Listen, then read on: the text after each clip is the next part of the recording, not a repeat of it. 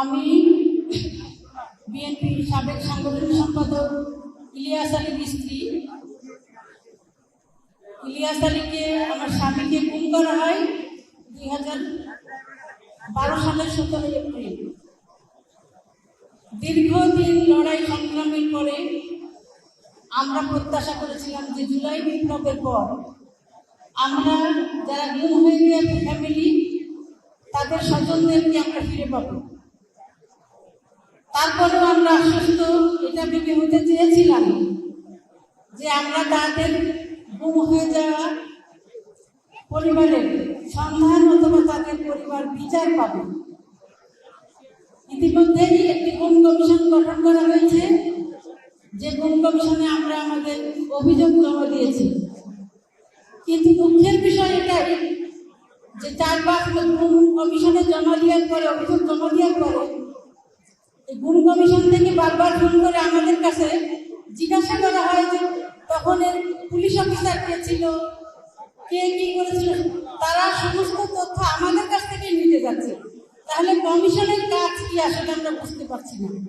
এবং সম্প্রতি 5-6 মাস পরে, বিগত 1 মাস আগে আমাকে গুম কমিশন থেকে ফোন করা হয়েছিল। ফোন করে আমাকে জিজ্ঞাসা করা হয়েছে যে আপনার পরিবারের কি কেউ গুম হয়েছে এবং উনি কি ফিরে আসছেন কিনা। আমি বললাম, ভাই আপনি কোন দেশে বাস করেন? বলে, কেন আমি গুম কমিশন থেকে ফোন করেছি। আপনি যদি গুম কমিশনে ফোন করে থাকেন, আমরা তো আমাদের তথ্য দিয়েছি, আর এই তথ্যগুলো জানে না এমন কোনো লোক নাই। বাংলাদেশের মিডিয়ার মাধ্যমে সবাই জানে, কিন্তু ওনাদের আসলে কাজের গতি কি আর ওনাদের এই বিষয়গুলো কতটা গুরুত্ব সেটা আমরা আসলে বুঝতে পারছি না। কিছুদিন আগে ট্রাইব্যুনালের প্রসিকিউটর একজনের সঙ্গে কথা হয়েছিল। ওনাদেরকে আমরা বলেছিলাম যে আপনারা যে গুম কমিশনে কাজ করছেন, গুম কমিশনের সাথে মিলে যে আপনারা ট্রাইব্যুনালে কাজ করছেন, গুমের তো কোনো এখন আইন হয় নাই। আইন না হলে আপনারা যে বারবার বলছেন যে আপনারা মামলা করেন, তো আমরা কোন আইনে মামলা করব? আমাদেরকে তো আগে আইন করতে হবে গুমের জন্য। গুমের তো কোনো আইন নাই। তারপরে গুম কমিশনের বিভিন্ন ধরনের মিডিয়ার মাধ্যমে আপনারা যে বক্তব্যগুলো দিচ্ছেন, এখন তদন্ত চলাকালীন সময়ে কোনো বক্তব্য মিডিয়াতে প্রকাশ করার কোনো ইতিহাস নাই, আমরা তদন্ত জানি। কিন্তু দেখা যাচ্ছে আপনারা মিডিয়াতে এসে বিভিন্ন ধরনের কথা বলছেন, অথচ গুম নিয়ে আমরা কেন মামলা করছি না সেটা নিয়ে আপনারা বেশি। আমরা তো সেই 12 সালে আমরা জিডি করেছি এবং হাইকোর্টে রিটও করেছিলাম।